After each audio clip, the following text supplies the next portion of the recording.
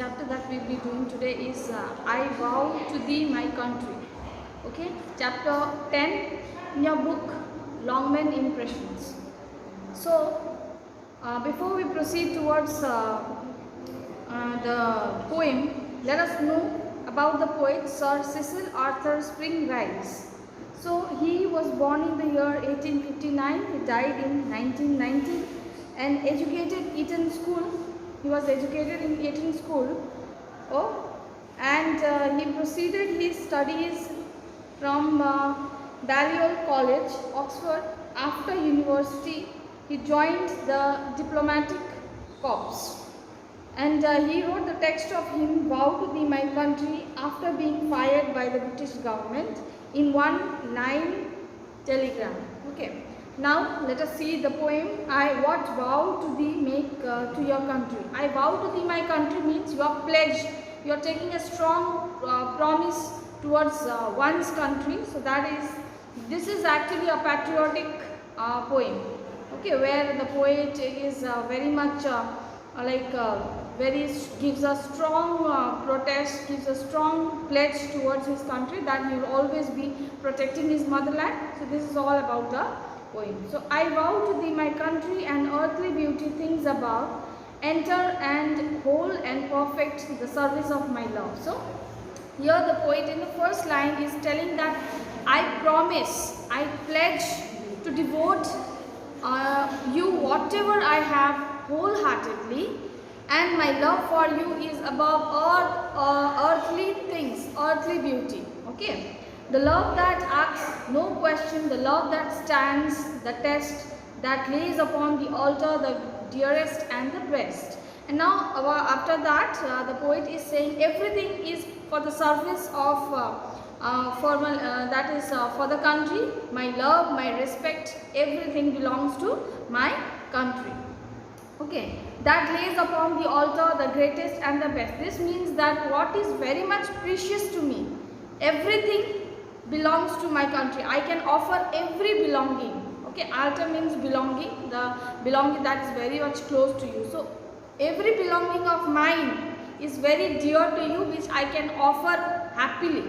Okay, so which is very close to my heart is also offered to you, my country, my motherland. Without any question, I will do it.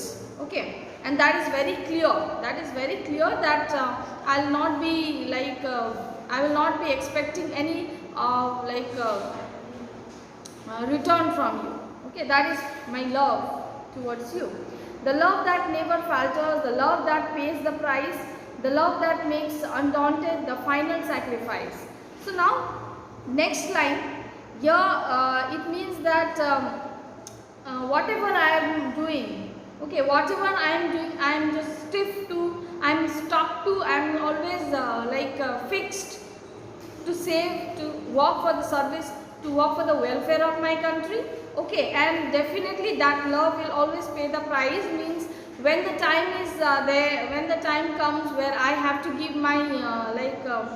my contribution to the country, I will never step back. I will always be in the war front. I will always be in the front. Okay, and this country is equal to me like a temple where I offer you like my gods, and everything will be given to the motherland. Okay, it's very pure, it's very holy, so I will give away everything what I have. Then and after that he is saying that my love for you will never hesitate. Okay, at any cost it will not hesitate, and at any moment. Okay, until I search, until I reach to my aim, I will stay fixed. The love that makes undaunted the final sacrifice. Yes, the final sacrifice is my love for you is so fearless. Okay, so fearless that I can easily sacrifice my life for you. Okay, now. And you have a meaning undaunted. Undaunted means afraid. I am not afraid of any circumstances. I will keep on doing my service until I reach the aim. My aim is for the country's welfare. So that I will complete. Okay. And there is another country I have heard of long ago, most dear to them that love her, most great to them that know. Okay, and then this is said, and there's another country I've heard of long ago. There is another country I've heard about it 1,000 times, and that country is the like eternity, Almighty, heaven. Okay, that country is heaven. Here another is heavenly kingdom. Okay, and where there is eternal peace.